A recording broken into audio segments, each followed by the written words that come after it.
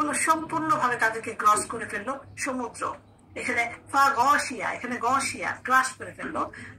Yummy এখানে বাহার দেয় না, সমুদ্র দেয় না, সমুদ্র এখানে ইয়াম্মি। এখানে দুইটা সমুদ্রের নাম পেলাম, একটা বাহার একটা ইয়াম্মি, মা গসিয়া। এবার এমন ভাবে করলো সম্পূর্ণভাবে পুরা ডুবাই দিল, কোনো ছিটা ফোটা পাওয়া গেল না। আবার সূরা ইউনূস আল্লাহ তাআলা কি বলছেন? সূরা ইউনূসে বলছেন যে ওয়া জাওয়াজনা বিবানি ইসরাঈলা, তাদেরকে ধরা করলো। এবং এখানে আবার কিভাবে বলছে, ফেরাউন কি করলো? বাগিয়া ওয়া আদওয়ান। এখানে ফেরাউনের চরিত্র কিছু দিল যে সে সীমা লঙ্ঘন করে এবং উদ্ধত ভাবে, সে এমন ভাবে আসলো যে সীমা লঙ্ঘন করে উদ্ধত ভাবে তাদেরকে ধরা করলো। এখানে আত্মা এই যে আলাদা কাহুল গরাকু, সে কতক্ষণ পর সেটা করলো, সে যতক্ষণ পর সে ডুবে যেতে থাকলো, আস্তে আস্তে ডুবে যেতে থাকলো। ডুবে থাকলে সে বললো তখন তখন সে বললো, যখন দেখলো যে সে তো ডুবে যাচ্ছে, শেষ, আর কোনো উপায় নেই বাঁচার, তখন সে বললো আমানতু আন্নাহু লা ইলাহা ইল্লাল্লাযী নাবিয়্যা, আমি ঈমান আনলাম। তখন ফেরাউন বলল আমি ঈমান আনলাম যে নিশ্চয়ই আল্লাহ, তিনি ছাড়া কোনো সত্য ইলাহ নেই। আমানতু বিহি বানু ইসরাঈলা, কার মতো? যা বনু ইসরাঈল যার প্রতি ঈমান আনছে তাদের প্রতি আমি আনলাম। বনু ইসরাঈল যেখানে ঈমান আনছে আমিও সেখানে ঈমান আনলাম। ওয়া আনা মিনাল মুসলিমিন, আমি মুসলিমদের অন্তর্ভুক্ত। সূরা ইউনূসের 90 পর্যন্ত আয়াতগুলো আছে। তিনটা সূরাতে আল্লাহ তাআলা এগুলো ব্যাখ্যা করে দিয়েছে, একই জিনিস একটু চেঞ্জ করে ফেরাউন কিভাবে করেন। এখন এই যে মুসা আলাইহিস সালাম আল্লাহ তাআলা তাদেরকে মানে সূরা তাহাতে আসলো, শুআরাতে আসলো, আবার ইউনূসে আসলো, এখানে তাদেরকে সম্পূর্ণ এমনভাবে ক্রাশ করে ফেললো যে তাদেরকে কোন চিন্তাই পাইলো না। এরকম বলছো তুমি এখন টানতেছো যে তোমাকে এতদিন সময় বলো তুমি এটা বলো আল্লাহ বলে আল্লাহ না, এখনই কথা বলছো। অথচ তুমি ইতিপূর্বে নাফরমানি করেছিলে, ফাসাদ সৃষ্টিকারীদের অন্তর্ভুক্ত ছিলে। সূরা ইউনূস 91 আয়াতে বলা হয়েছে যে এতদিন তুমি সময় পাও না, তোমাকে বারবার সুযোগ দেওয়া হয়েছে। কবি হিসেবে আছে, যেটা শিক্ষক হিসেবে থাকবে, উপদেশমূলক নিদর্শন হিসেবে এটা রেখে দিব তোমাদের, লোকরা যেন দেখবে, জানবে ফেরাউন কি ছিল বা তার দলবলে কি অবস্থা ছিল, এটা দেখে জানবে সবাই। কিন্তু বনি ইসরাঈল কি হলো? এই যে দেখলো তারা, ঘটনাটা দেখলো, সচক্ষে দেখলো তারা, তাদের চোখের সামনে পানি বার হয়ে পাশে চলে গেল, তাদের চোখের সামনে কি হলো? ফেরাউনের সমস্ত সাঙ্গপাঙ্গদের আল্লাহ ডুবাই দিল। তারপরেও তারা মনে মধ্যে সন্দেহ যায় না ফেরাউন কি বললো না বললো না, তাদের মনে একটা কুকুতি রয়ে গেছে যে এই দেখাবে সত্যি সে মরে গেছে, তাদের মনে সন্দেহটা আল্লাহ তারা দূর করে দেবে। এখানে হাদিসে একটা কথা আছে যে জিবরাইল আলাইহিস সালাম কি করছে, হাদিসে বলা আছে যে যখন সে পানির মধ্যে হাবুডুবু খাইতেছিল, জিবরাইল আলাইহিস সালাম কি করছে? শুকনো মাটি এনে তার মুখের মধ্যে ঢুকাই দিছিল। এবং তার ধারণা আছে জিবরাইল আলাইহিস সালাম আল্লাহকে জানতেনি। সুবহানাল্লাহ, আল্লাহ তাআলা তো অনেক ক্ষমাশীল, জানে যে তার মাগফিরাত, তার রাগের চেয়ে তার মাগফিরাত অনেক বেশি। তো জিবরাইল আলাইহিস সালাম মনে হয়েছে যে আল্লাহ হয়তো বা এই ফেরাউনকে মাফ করে দিতে পারে, তার মনে একটু ধারণা ছিল। সেইটা যাতে সুযোগ না পায়, সে করলো কি মাটি দিয়ে এই ফেরাউনের মুখ খুলে দিল। তখন যেটা যে আল্লাহ তাআলা যাতে তাকে কোনোভাবে না করে, মানে না ক্ষমা করে তাকে, মানে তার উপরে এতই সে করছিল যে তাকে জিবরাইল আলাইহিস সালাম চায় নাই যে কোনোভাবে মাফ হবে না। কিন্তু এই যে ইমানটা আনলো, তার ইমান আনার পরে কেন ইমানটা আল্লাহ তাআলা অ্যাকসেপ্ট করলো না? এটা আমরা চিন্তা করবো যে ইমানটা আনলো যখন, আমাদেরকে ভাবতে হবে যে ইমানটা কখন নিল সে। এটা আমাদেরও জানতে হবে যে ইমান আনতে চাইলে তো আনা যাবে না যখন তখন। এই ইমানটা আনছে কখন? যখন তার আত্মাটা গলার কাছে চলে আসছে। এবং গলার কাছে চলে এসে গায়েবের দরজা, যখন গলার কাছে আত্মা আসে তখন কিন্তু গায়েবের দরজা খুলে যায়। আমরা কিন্তু দেখতে পাই তখন যে জান্নাত না জাহান্নাম, আমাদের জন্য কোনটা ঠিক হয়েছে কিন্তু দেখা যায়, এবং সেই দেখতে পারে যে যা মৃত্যু হচ্ছে তা থাকতে পারবে না। ওই সময় যদি ইমান আনতে চায় তখন সেই ইমান অ্যাকসেপ্ট করা হবে না। এটা আমরা করে দিচ্ছি, হাদিসে আছে বলে যে এটা তখন যে এই সময় ইমানটা তখন অ্যাকসেপ্ট করে না। আল্লাহ তাআলা তখন কি করে যে আমাদের চোখের সামনে পর্দা যেটা, সেই পর্দাটা তখন আমরা নরমালি যেটা দেখতে পাই না, যে সীমানা ইন্দ্রিয় সীমানার বাইরে যেটা দেখতে পাই না, মৃত্যু আগে সেই পর্দাটা আল্লাহ তাআলা সরাই ফেলে। তখন জান্নাত জাহান্নাম ফেরেশতা সবই দেখতে পাই আমরা, এখন দেখতে পাচ্ছি না, কিন্তু মৃত্যুর সময় আগে দিয়ে এই পর্দাটা সরাই ফেলে আল্লাহ তাআলা। তো তখন যখন যদি ওই সময়টা ইমানকে মানতে চায় যে হ্যাঁ জান্নাত তো দেখে ফেলছি আমার, তো দেশে ইমান আনাতে মালকা বলে এটা যে তোমার সোয়াইবিসি যেটা বলা হয়েছে বললাম যেটা। তারপর যেটা আসবে, এখন আমরা আশুরা সিয়াম যেটা বলবো, আশুরা সিয়াম বলতে কি বোঝা যায়? আমরা অনেকেই জানি যে আশুরা দিন আমরা রোজা রাখি, 10ই মুহররম যেটা, এটা আমরা রোজা রাখি। এটা কিন্তু প্রথম দিকে এটা ছিল যেটা ফেরাউন যখন সাগর থেকে মুসা মুক্তির ওই একই দিনে ঘটনাটা ঘটছিল এটা, কিন্তু একই দিনে অনেক ঘটনাই ঘটছে, কিন্তু আমরা কিন্তু অন্য জিনিসগুলো মনে রাখি, অন্যগুলো আমরা দলিল হিসাবে নিব না। আমরা দলিল হিসাবে নিব শুধু এটাই যে মুসা আলাইহিস সালাম এই দিন মানে সাগর থেকে ফেরাউন ডুবে গেছে, মুসা আলাইহিস সালাম মুক্তি পাইছে এই 10ই মুহররমের দিন। এই প্রতি বছর এই সময় নফল রোজা রাখতো এরা, এই বনি ইসরাঈল তারা নফল রোজা এই সময় এই দিন রাখতো। এটা যুগ ধরে অনেক দিন তারা রাখছিল, জানি আরবরা তারা এই সময় করতো, কারণ তারা ওই সময় ফেরাউন থেকে মুক্ত হয়েছে, তারা নাজাত পাইছে, সেজন্য তারা রোজাটা এটা রাখতো, সেম রাখতো। কিন্তু রাসূল সাল্লাল্লাহু আলাইহি ওয়াসাল্লাম যখন দেখলেন ওরা এবং মুসা আলাইহিস সালামের দাবিটা আমাদের বেশি, তখন উনি বলছেন যে সামনের বছর যদি আমি বেঁচে থাকি তাহলে আমি একদিন না রেখে 2 দিন করে রাখবো। ওদের মতো হবে না, আমাদের বেশি হতে হবে। রাসূল সাল্লাল্লাহু আলাইহি ওয়াসাল্লাম হয় 9, 10 কিংবা 10, 11 আমরা 2 দিন করে রাখবো। তো সেই থেকে আমরা যে আশুরা সিয়ামটা আমরা 2 দিন করে রাখার চেষ্টা করি সবাই। তো প্রথমে এটা ফরজ ছিল মুসলমানদের জন্য, আশুরাটা পরে এটা নফল সিয়ামে পড়ে গেছে। এই যে দ্বিতীয় হিজরতের রমাদান যখন রোজার নামাজ যখন রোজা যখন আমাদের ফরজ হয়ে গেল, তখন আশুরা সিয়ামটা আমাদের নফল হয়ে গেল, এটা ফরজ সিয়াম না। যাই হোক, তারপরে হিজরতের পর কি মদিনায় হিজরত দিলে দেখে সেটা বললাম যেটা কথাটা কি এটি হলো। এরপরে বনি ইসরাঈলের পরবর্তী গন্তব্যস্থল কোথায়? এই যে সাগর থেকে যারা নাজাত পাইলো, নাজাত তারা বলে কি শামের দিকে রওনা দিল। শামের দিকে রওনা দিলে মানে ওই শাম তো বললাম যে সব জায়গা মিলে ছিল, এলাকাটাকে শাম বলতো। তারা ওই দিকে যাওয়ার জন্য তখন রওনা দিল, তারা ফিরে যায় নাই, মিশরে ফিরে যায়নি। যখন ওইদিকে যাচ্ছে তাদেরকে জিহাদ করার জন্য আল্লাহ তাআলা ওখানে কেনান দখল করার জন্য আল্লাহ তাআলা নির্দেশ আসলো। কেনান কি? তাদের আদিবাসী বাসস্থান ছিল। ইয়াকুব আলাইহিস সালাম সব ওদিক থেকে চলে গেছিল না, যে ইজিপ্টে সেটেল হয়েছিল। এখন সেখানে আল্লাহ তাআলা তাদেরকে আবার যেতে বললো, কিন্তু সেটা তাদেরকে জিহাদের মাধ্যমে, আরাম করে না, যাও ঢুকো তোমাদের বাড়ির সামনে রেডিয়াসে ঢুকে যাও। আল্লাহ বলছে সবকিছু তোমাদের মুক্তি পাইতেছো, ঠিক আছে একটু জিহাদ করো। তো জিহাদ কাদের সাথে করতে? তারা ওখানে ছিল আমালিকারা ছিল, তখন আমালিকাদের একটা রাজত্ব ছিল এবং তারা হলো খুব আদ বংশের লোক ছিল, তারা বিশাল দেবতাদের, তারা দুর্ধর্ষ প্রকৃতি, দেখলেই তাদেরকে ভয় লাগতো। মনে আছে আমরা আজ যখন পড়ি বিশাল বিশাল পাহাড় কেটে কেটে বাড়ি ঘর করতো, ঠিক সেরকম স্ট্রাকচার। তো মনে হলো যে তারা যখন ওখানে দেখলো, ওরা জানে তারা কিরকম, এটা শুনে তারা ভয় পেয়ে গেলো যে না, এদের সাথে আমরা পারবো না, এদের সাথে আমরা পারবো না। আল্লাহ তাআলা কিন্তু তাদেরকে বলে খালি ঢুকবা ওদের সাথে, তোমার ওইটা কিন্তু তোমাদের বিজয় হবে। বিজয় বলে দিল আল্লাহ, রেজাল্টও বলে দিল তাদের যে তোমরা খালি ঢুকবা, তোমাদের বিজয় হয়ে যাবে। এই হলো বনি ইসরাঈল জাতি, তারা মিনিমাম কষ্ট করতে চায়, কোন রকম ভীতু প্রকৃতি ছিল, তারা কোনো কিছু না, আরাম করে যা দেয় যা পায় ডিমান্ড খালি তাদের ছিল। তখন থেকে আল্লাহ কাছে চেয়ে চেয়ে যা পাওয়া যায়, তো এইটুকু তারা রাজি হয় না, তখন জিহাদ করতে রাজি হয় নাই, তখন কোনো ভরসাই করলো না। তার মানে তাদের কোনো তাওয়াক্কুল ছিল না ওই সময়। তখন কি হলো? আল্লাহ তাআলা অবাধ্য করলো বলে কি করলো তারা? তখন মিশর আর শাম যেটা এর মধ্যে জায়গাটা, যেটা তীর প্রান্ত, এইখানে তাদেরকে 40 বছরের জন্য অবরুদ্ধ রাখা হলো। 40 বছর পরে ওখানে মুসা আলাইহিস সালামের মৃত্যু হয়, হারুন আলাইহিস সালামের মৃত্যু হয়। মুসা আলাইহিস সালামের দুঃখ নিয়ে যাইতেছিল কখনো জেরুজালেমে প্রবেশ করতে পারে নাই, শুধুমাত্র বনি ইসরায়েলের জন্য। এবং ওখানেই তার মৃত্যু হয়েছে। রাসূলুল্লাহ সাল্লাল্লাহু আলাইহি ওয়াসাল্লাম বলছেন না যে ওই বর্ডারের কাছে তার কবর আমি দেখতে পাচ্ছি, ওখানে ওনাকে কবর দেওয়া হয়েছিল, উনি ভিতরে ঢুকতে পারেননি, ওখানেই ছিল। এবং পরবর্তীতে যেটা হয়েছিল যে মুসা আলাইহিস সালামের শিষ্য ছিল যে ইউশা বিন নুন, উনি পরে এটা জিহাদ করে তখন এটা দখল করছিল কেনানটা, তাদের বাসস্থানে ফিরে গেছিল। এবার আল্লাহ তাআলা ওয়াদা সত্যি করে দেয়। আল্লাহ তাআলা যে ওয়াদা দিয়েছিল যে তখন ওরা আরাম করে পারে নাই, কিন্তু যখন জিহাদের সাথে গেছে তখন তারা পারছে। এবং এই ঘটনাগুলো আরাফে পাবেন 136-37 আয়াতে, সুরাতে আছে, কাসাসে আছে, দুখানে আছে, সবগুলোর মধ্যে আছে এখানে। আরাফের কিন্তু এই আল্লাহ কি বলছেন আরাফে যে তাদেরকে মনে হয় দুর্বল মনে করা হতো সম্প্রদায়কে, যে তারা মানে তাদেরকে রাজ্যের পূর্ব পশ্চিম অধিকার করি। এবং আল্লাহ তাআলা ওই আয়াতে যখন বলছে পূর্ব পশ্চিমের অধিকারী, তার মানে কি তারা যে তাদেরকে যে ওখানে মিশরে নিয়ে গেছে তা কিন্তু না, তাদেরকে এখানেই মানে এই জেরুজালেম সামনে নিয়ে তাদেরকে এস্টাবলিশ করছে। শামটা অনেক সুন্দর ছিল, অনেক মানে গ্রিনারি ছিল, সবই ছিল, ওখানেই বরকত ছিল তাদের জন্য। আল্লাহ তাআলা এটা বলছেন যে যাতে আমরা বরকত নিহিত রেখেছি এবং বনি ইসরাইল সম্বন্ধে আপনার রবের শুভবাণী সত্যি করে তখন যেহেতু তারা ধৈর্য করছে। পরে যখন গেছে তারা ফেরাউন তাদেরকে ধ্বংস করছে, আল্লাহ তাআলা এটা বললেন। এই যে মালিক অনেকখানে যেহেতু এটা তাদের বাসস্থান ছিল, তাদের পিতৃভূমি ছিল, সেজন্য হয়তো সে ওখানে তাদের গেলেই ভালো হবে। তারা অনেকগুলো পরীক্ষার সামনে পড়ে গেল। এই পরীক্ষাগুলো হলো তখন তারা কি মানে সমুদ্র থেকে আলাদা পাওয়ার পরে কি হলো, সমস্ত চোখের সামনে সমস্ত আল্লাহ বুঝে যাক, আল্লাহ সমস্ত দৃষ্টিগুলো দেখলো, মর্মান্তিক দৃশ্যগুলো দেখে আসলে কিভাবে তাদেরকে আল্লাহ করলো। এরপরও তারা কি করলো, তাদের মাথায় এক ফোঁটাও ঢুকলো না যে আল্লাহ চাইলে কি না করতে পারেন, আল্লাহ ওদেরকে এই অবস্থা করছে, আমাদের তো করতে পারে, এগুলো কিন্তু মাথায় নাই তাদের। তারা পার হয়ে ওই সমুদ্রটা কোনো রকম পার হয়ে যখন রওনা দিল, তখন একটা সম্পদের পাশে যাচ্ছিল, একটা লোকালয়ের পাশে যাচ্ছিল। এবং সেখানে কি করলো তারা, সেখানে ওখানে যাওয়ার পর দেখলো যে তারা মূর্তি পূজা করতেছে, অনেক ধরনের মূর্তি নিয়ে তারা পূজা করতেছে। যেই দেখলো তখন তারা আল্লাহ নিদর্শন দেখে আসলো, কিন্তু ওইটা ভুলে গেছে। ওরা কি করলো, অদ্ভুত একটা মন্তব্য করলো। এটা তারা কি করলো, যাই কি বললো, মুসা আলাইহিস সালামকে বললো যে আমাদের কিছু তো কেন সিরাতে কিছু তো যাওয়ার পরে যখন দেখলো মূর্তি পূজা লিপ্ত তারা, তখন তাদেরকে বললো যে আমাদেরকে এরকম একটা মূর্তি বানায় দেন, আমরা পূজা শুরু করি।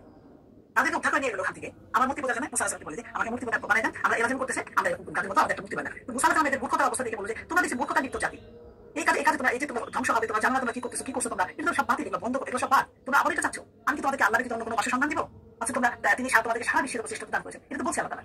এবং এরপরে আছে তারপরে তোমাদের উনি বলছেন যে কিন্তু তাদের হুঁশ চলে আসলো, তখন তারা মানবে এটাতে, মানে মূর্খতা শুরু আচরণের জন্য ধমকাইল, ধমকার পরে হুঁশ আসলো এবং তারা আনলো যে ঠিক আছে। এরপর মুসা আলাইহিস সালাম কি করলো, আল্লাহ তাআলা তাওরাত দিলেন। মুসা আলাইহিস সালামকে তাওরাত দিলেন, এরপরই আল্লাহ তাআলা সবকিছু কিতাব যেটা তাওরাত তাদেরকে দেওয়া হবে। এবং ওই মাত্র বলা হলো ওনাকে দেওয়া হবে, আগে খবর দিলেন, বললেন যে তোমাদেরকে তাওরাত দেওয়া হবে। এবং মুসা আলাইহিস সালাম বললেন ওই মাত্র খবর দিলে তোমরা, তোমাদেরকে তাওরাত দেওয়া হবে, তুমি এখানে আসো, কোথায় আসো, যে তোমরা পাশে চলে আসো, তোমরা ওখানে গিয়ে যে তোমাদেরকে তাওরাত দেওয়া হবে। এখানে সূরা তাহাতে 83-84 আয়াত আছে। তো মুসা আলাইহিস সালাম কি করলেন, প্রথমে গেলেন ওখানে, যে 30 দিন সিয়াম করলেন, প্রথমে 30 দিন নিজেকে পবিত্র করলেন, সিয়াম রোজা রাখলেন, 30 দিন ইতিকাফ করলেন, নিজেকে পিউরিফাই করলেন, একটা তাওরাত একটা গ্রন্থ উনি 30 দিনের পরে আল্লাহ তাআলা উনি আবার 10 দিন পরে 40 দিন করলেন। তো এটা করার পর কি হলো পরে, এবং আল্লাহ তাআলা তখন 10 দিন পর 40 দিন পর আল্লাহ তাআলা তখন মুসা আলাইহিস সালামের কথা বললেন। কি কথা বললেন, 20 বছর আগে, 20 বছর আগে এইখানেই কথা বলছেন, তুরপার এখানে কি কথা বলছিল, তখন ওনাকে নবুয়ত দেওয়া হয়েছিল।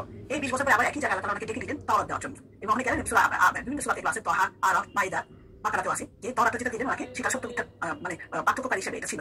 যে তাওরাতটা দেওয়া যেটা আমাদের সত্য মিথ্যা পার্থক্যকারী সর্ব প্রদর্শনকারী তাওরাত, উনি যখন হাতে পাইল, এটা যখন দিল, সাহস পেয়ে গেছে। আমরা তখন এত সুন্দর একটা জিনিস দিচ্ছে আল্লাহ তাআলা, এত যা যায় আল্লাহ তাআলা সবই পজিটিভ আছে, আর একটু আবদার করে ফেলি। কি আবদার করলেন, সাহসে আল্লাহকে বলেন আল্লাহ আমাকে তুমি দেখা দাও, রব্বি আরিনি উনজুর, আমাকে আপনি দেখা দেন, আমি সব চোখে দেখবো, চোখ দিয়ে দেখবো। আল্লাহকে বলতেছেন যে মানে তাওরাত করে ইলাল জাবালি, পাহাড়ের দিকে লক্ষ্য করো, তুমি পাহাড়ের দিকে তাকায় থাকো, আমাকে তো কোনদিন দেখতে পাবে এই দুনিয়াতে। আল্লাহ তাআলা বলেন এখানে কেউ দেখে নাই, তুমি পারবে না, কিন্তু তুমি পাহাড়ের দিকে তাকায় থাকো। তখন কি করবেন আল্লাহ, ফাইনিস্তাখরা মা তাকানাহু ফাসাউফা তারানি, যদি ইস্তাকার, যদি সেটা ঠিক জায়গায় দাঁড়ায় থাকে, পাহাড়টা যদি না হেলে, না কিছু করে, তাহলে তুমি আমাকে দেখতে পাবে। এটা বললো যে তুমি আমাকে তো পারবে না, পাহাড়ের দিকে তাকাও, যদি পাহাড় দাঁড়ায় থাকে তাহলে তুমি আমাকে দেখতে পাবে। তখন সে কি করলো, ফালাম্মা তাজাল্লা রাব্বাহুল লিল জাবালি জাআলাহু দাক্কা, কি হলো তাজাল্লা মানে জ্যোতিটা কিরকম ঘটালেন, মানে আল্লাহর যে জ্যোতিটা পাহাড়ের উপরে ফেললেন, আল্লাহর আলোর জগৎ মানে পুরো তো না, মানে এক ঝলক হয়তো বা এক ঝলক একটা জ্যোতি উনি পাহাড়ের উপরে ফেললেন, সেটা ফেলাতেই পুরো পাহাড় দাক্কা চূর্ণ বিচূর্ণ হয়ে গেল। তখন জ্যোতিটা পড়া মাত্র পাহাড়টা চূর্ণ বিচূর্ণ হয়ে গেল। মুসা আলাইহিস সালাম কি হলেন, ওয়াখাররা মুসা সয়ীকন, মুসা জ্ঞান হারিয়ে ফেললেন, তখন পড়ে গেলেন। পড়ে গেলেন মুসা, কিভাবে পড়ে গেল, অজ্ঞান হয়ে। সহি হলো যখন যখন তার জ্ঞান ফিরে আসলো, তখন বললেন সুবহানাকা, হে আল্লাহ তুমি পবিত্র, তোমার সত্তা পবিত্র, তোমার সত্তা, আমি অনুতপ্ত হয়ে তোমার কাছে তওবা করছি। এবং উনি দেখো আমি প্রথম আল্লাহ, উনি বুঝতে পারলেন যে আল্লাহ কাছে কি আবদার করলাম, এই আবদার আমি আমার রিসালাত ও বাক্য দ্বারা লোকের মধ্যে তোমাকে শ্রেষ্ঠত্ব দিয়েছি, সুতরাং আমি যা দিলাম তা গ্রহণ করো, কৃতজ্ঞ অন্তর্ভুক্ত হও। আরাফের 144 নম্বর আয়াত এটা আছে, তুমি জানো সেটা। তারপর তোমাকে বলে দিলাম কিতাব দিলাম, এটা তুমি কৃতজ্ঞ থাকো, তুমি আপনি দাবি করেন, এই কথা আল্লাহ বলেন। আরো বললেন আল্লাহ ফরক সময়ের উপর সব বিষয়ের উপদেশ ও সকল বিশেষ স্পষ্ট ব্যাখ্যা লিখে দিয়েছি। এই যে তাওরাত যেটা দিলেন আল্লাহ, এবং এগুলোকে শক্তভাবে ধরো এবং তোমার সম্প্রদায়কে ওগুলোর মধ্যে যা শ্রেষ্ঠ তা গ্রহণ করতে নির্দেশ দাও। আমি শীঘ্রই সত্যকারীদের বাসস্থান তোমাদেরকে দেখাবো। যেটা আল্লাহ তাআলা কিন্তু সব উপদেশ নির্দেশ কি কি করতে হবে সব তাওরাত একটা ফলকের মধ্যে পরিষ্কার ভাবে লিখে দেওয়া হয়েছে। এবং সেটা কিন্তু ইনস্ট্রাকশন, খালি তোমরা এটা ফলো করো, খালি সবাইকে বলো। এই তাওরাতে যা বলছে যে সর্বপ্রকার উপদেশ এবং সব ব্যাপারে আমি বিস্তারিতভাবে লিখছি, এগুলো তুমি খালি শক্ত করে ধারণ করো এবং তোমার জাতিকে সবাইকে এটা পালন করার নির্দেশ দাও। এবং আমি তোমাদেরকে বুঝাই দেবো যে কোনটা আসুন, পাপীদেরকে বুঝাই দেবো কোনটা হলো তাওরাত। তাওরাত হলো একটা তক্তি বা ফলকে লেখা যে কিতাব, সেটাই হলো তাওরাত। এই তক্তিগুলোর নাম থেকে তাওরাত বলা হয়। কোনো বই টই তখন এরকম ছিল না, একটা তক্তের ইয়ের মধ্যে লেখা ছিল, ফলকে লেখা ছিল। তারপরে কি হলো, তারা গোবৎস পূজা ঘটনাটা যখন করলো, যে তুর পাহাড়ের দিকে যখন রওনা হয়ে গেল, আল্লাহ তাআলা ডাকে গেল না, আল্লাহ ওই দিল যে তুমি আসো, তোমার তাওরাত দিব, তুর পর্বতের নিচে আসো। ওরা আলাইহিস বলে যে তোমাকে দায়িত্ব দিয়ে গেলাম, বলে তোমরা আমাকে ছেড়ে আসো, ওদেরকে নিয়ে তুমি আসো, আমি আগে যাই। সে আগে উনি আগে চলে গেলেন এবং যে ওদেরকে বলে তোমরা পরে আসো। তুমি এখানে রোজা রাখবেন 30 দিন 10 দিন সবাই চলে আসবে, তোর পাহাড়ের কাছে চলে আসবে, কিন্তু এটা কমপ্লিটলি একটা ভুল আসেই নাই। তারা কি করলো, টরা পাইলো সবাই পাইলো বসে আছে, তখন দেখলো যে কেউ আসে নাই, তখন আল্লাহ তাআলা কি বললেন, আল্লাহ তাকে জিজ্ঞেস করেন যে ওমা আযালাকা আন কাউমি, তারা কি করলো, টরা পাইলো সবাই পাইলো বসে আছে, তখন দেখলো যে কেউ আসে নাই, তখন আল্লাহ তাআলা তুমি তোমার সম্প্রদায়কে ফেলে ফেলে কেন তাড়াতাড়ি চলে আসলা, আল্লাহ তাআলা প্রশ্ন করলো তাদের উলাই আলা আসারি, তিনি বলেন তারা তো আমার পিছে পিছে আসতেছে, আমি তো বলে আসছি তাদেরকে, তো তুই তো উনি বলছে যে আজি তো আমি তাড়াতাড়ি আসি তোমার কাছে, কারণ আমি তোমাকে সন্তুষ্ট করতে চাই, তো তার তো আমি তুমি খুশি হও যাতে, তোমাকে খুশি করার জন্য আমি তাড়াতাড়ি চলে আসি, ওদেরকে রেখে ওদেরকে আসতে বলে আসি, আসতেছে আমি পিছে এটা উনি বলেন। আল্লাহ তাআলা বললেন নিশ্চয়ই আমি ফাতান্না পরীক্ষা করছি কাদেরকে, কাউমাকা তোমার কাউকে, মিন বাদিকা তোমার পরে তুমি আসা, তখন বললেন ওয়া আদাল্লাহুমুস সামিরি, আদাল্লাহ পথভ্রষ্ট করছে তাদেরকে, কে করছে, সামিরি তাদেরকে পথভ্রষ্ট করছে। সূরা তাহাতে 83-85 আয়াত। এই কথা শুনে মুসা আলাইহিস সালাম হতভম্ব হয়ে গেলেন, দুঃখ পাইলেন, ক্ষোভে তিনি অস্থির হয়ে নিঃশব্দের কাছে ফিরে গেলেন যে বলে কি, আমি তাদেরকে বললাম পিছে পিছে আসার জন্য, আর সামিরি তাদেরকে পথভ্রষ্ট করে ফেলে, এই কথা আল্লাহ তাআলা তাকে ওনাকে খবর দিলেন, উনি তো আর ওখানে থাকতে পারেন, সঙ্গে সঙ্গে চলে গেছেন। যে কি আল্লাহ বলেন যে ফিরে গেলেন মুসা ইলা কওমিহি, তার কওমের কাছে, গদবানা ক্রুদ্ধ হয়ে, আসিফান ক্ষুব্ধ হয়ে, রাগে দুঃখে যেভাবে বলে যেটাকে লাম ইয়াজিদকুম, তোমাদের কি আল্লাহ তাআলা তোমাদের উত্তম প্রতিশ্রুতি দেন নাই, ওয়াদান ওয়া হাসানান উত্তম প্রতিশ্রুতি, তাহলে কি তোমার মনে করা প্রতিশ্রুতি কালটা তোমাদের জন্য অনেক লম্বা সময় হয়ে গেছে, অনেক বড় সময় গেছে, দেখলা আম আরাদতুম আন ইয়াজিল্লা আলাইকুম গদাবুন মিন রাব্বিকুম, অথবা আরাদতুম তোমরা কি চাইছো যে তোমাদের ইয়াহিল্লা তোমাদের আপত্তি হোক কি তোমার রবের ক্রোধ, আল্লাহ তোমাদের কোনো আখলাকতুম মাউইদি, তোমরা কি করলা, এটা কেন তোমরা ভাঙলা, আখলাকতুম কেন এটা ভাঙলা, মাউইদি তোমাদের অঙ্গীকার, আমাকে তোমরা দিলে ইদি, আমাকে তোমরা অঙ্গীকার দিছো যে আমরা ভালো থাকবো, আমরা এটা করবো, বা সবাই বলছিল, সেটা কেন তোমরা ভাঙলা, তখন ক্রুদ্ধ হয়ে স্বামীও নিক্ষেপ করেছে। একটা বাসুল অবয় হয়ে গেছে, সেই বাসুলটা হাম্বা ডাকতে শুরু করলো, এটা বললো তখন ফাকাল হাযা ইলাইকুম ওয়া ইলাহু মূসা ফানাসিয়া, তখন তারা বললো যে অথবা স্বামী তাদেরকে বললো যে এটাই তোমাদের উপাস্য এবং মুসার উপাস্য, যা কিনা মুসা ভুলে গেছে। সূরা তাহা 87-88। এখানে ঘটনা হলো যখন সে চলে গেছে তুর পর্বতে যাওয়ার পরে কি হয়েছে, ঘটনা যে মানে ফেরাউন চলে গেল, কি বলে মুসা চলে গেল, ফেরাউনের তার যখন মানে পিছিয়ে ধাওয়া করতেছিল, যখন বলেছিল তখন করলো কি সে এই কিপ্তিদের কাছ থেকে বলেছিল কিছু অলঙ্কার নিয়ে আসলো, ধান নিয়ে আসলো, যে আমরা সবাই ঈদ উৎসবে যাইতেছি, 2-3 দিনের মধ্যে ফিরে আসবো, এগুলো তোমাকে ফেরত দিব।